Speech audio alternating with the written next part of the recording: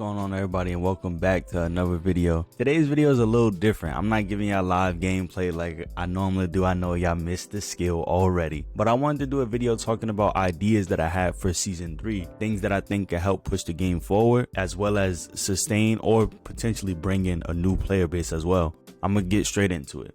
So the first thing that I think needs to be added into this game modes. I think new game modes is what's going to help push the game further and help the game from feeling so stale after playing for so long. Like me, I'm probably like a level 130, and as much as I enjoy playing the game, I would be lying if I say that the game doesn't have stale moments or times where I don't want to play because I've either already maxed out the battle pass, I'm not having luck with summons and different things like that. So I think new game modes would definitely help this game out. And I even have a list of some game modes that I think could, work for the game. For these game modes, the way that I decided to structure them were modes that will work for the game and its mechanics, rather than feeling like, oh, I can just do this on Xenoverse kind of thing, you know what I mean? So the first game mode that I had was a prop hunt kind of mode. After seeing how Oolong's ability works and how smooth the transition is, how nice it is at hiding, I was thinking that there could be a prop hunt mode, and instead of utilizing the whole map, condense it to about 2 or 3 sections of a map, let's say A, B, C, C, D, E, just 3 areas or 2,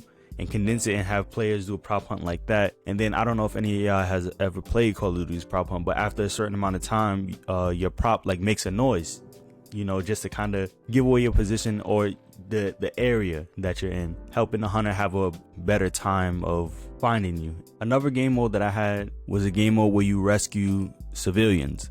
So you have a lobby of survivors, aka the players, who go around rescue civilians within a time frame, and whoever rescues the most within the time frame wins the match. Pretty simple. But you can also have it for raiders as well. So 8 different raiders in the lobby go around and try to kill as many civilians as they can. And then as far as if that game will have like combat where you can fight other raiders or survivors, I don't really know. It's a 50-50. This is just a concept, working art. We like it's nothing is fully determined, but it's a step in a direction. Another game mode that I had, similar to the last one, being a power change game mode where survivors go and try to get as much power change. So this one I have a little different, right? Like survivors, they can't use any abilities. The way that the race work is you gather power changes, and then there's a time rift at the top of the map, and once you gather power change to power change 3, you're able to actually change into your preferred character that you have, and then you fly up to the top of the map to go through that portal. And then the way that it has it work is like first person that go in is first, second person that go in is second, so on and so forth. A nice little fun kind of competitive-esque game mode. Another game mode that I had an idea of was like a kind of a deadly tag game mode with survivors. This one will be round based. So for a short amount of time, someone starts as, I'll just say the hot person, and then you all run around tagging, and then whoever the time ends on, they get eliminated. Then it's the next round of survivors, and then the same thing, so on and so forth. Something nice, simple, and sweet that still works with the mechanics of the game. The second category that I have is customization. So there's many things that I would say go into customization. I would say different things like emblems, social cards, badges, different things that you're rewarded for reaching certain levels. So hey, you made it to level 20, here's this emblem, badge, or color / calling card.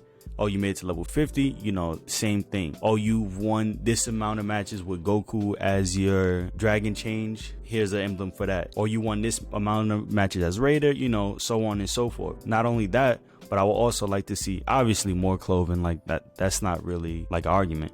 But I would also like to see accessories for raiders. I feel like raider customization isn't really all that good. Like the colors are cool, but being able to have like accessories, what harm is gonna having Kid Buu with glasses on gonna do to anybody, And then on top of that, you ain't even gonna live long enough to see him for that long. So it don't matter. But different customizations that you'll be able to put on them, the same way how survivors can put on things like headbands, watches, glasses, swords on their back, different things like that will be cool for the raider as well. A subcategory in customization, I know it's something small, but seasonal challenges. You know, we get daily and weekly challenges right now, but seasonal challenges, not only would it help in being able to get more dragon tier, but I feel like they could also put emblems and different things and clothing items and stuff like that within those seasonal challenges as well. Not only will it have people wanting to play more, it'll also give me more satisfaction as far as knowing that I worked this hard to get, you know, X, Y, and Z. Now this last category will more so be like kind of miscellaneous changes, not nothing too groundbreaking, but would be nice to see. Filling up the lobbies, so when people actually join my lobby, have them actually be in my hub world.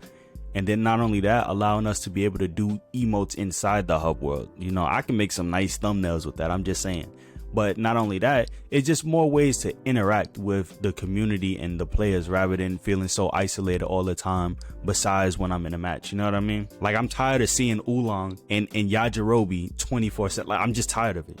Obviously, crossplay is something that I think needs to be implemented. That's why I didn't want to put it so high in the video, because everybody knows and wants crossplay to be added. So it's not nothing that I felt I needed to stress enough, because trust me, y'all say it enough in the comments and I'm not mad at y'all for it.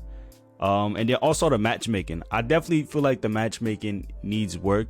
I don't have all the answers as far as what it needs to be, but I think that it does need work in a way that'll appeal to both sides of players who want to play Raider with friends and players who might not want to. I feel like season 2 was them trying to push the envelope, they just didn't nail it, you know what I mean? And the final thing to close this off, we need more ways to get TP medals, Zenny, and lower the price of clothing. Clothing should not cost the same amount as 2 summons. That's ridiculous. Yeah, and those were the kind of 3 categories of ideas that I had for Dragon Ball The Breaker season 3. Now, it's a chance that we probably won't get a lot of these things, but it would be nice to have them, and also just for them to get some ideas of things that the community might want. In the comments, let me know some things that y'all will want to see in the game to help continue to push the game forward. And I didn't really want to make a list of things that I don't want to be in the game, because I feel like I've done that enough. But if there's things that y'all don't want to be added to the game or want to be taken out, let me know in the comment section below. I appreciate everybody for coming through. I appreciate the love and the support that we get on the channel always. I hope y'all enjoyed, and I will catch y'all all in the next video. Later. So we're both myths. I do not come to you as reality. I come to you as the myth.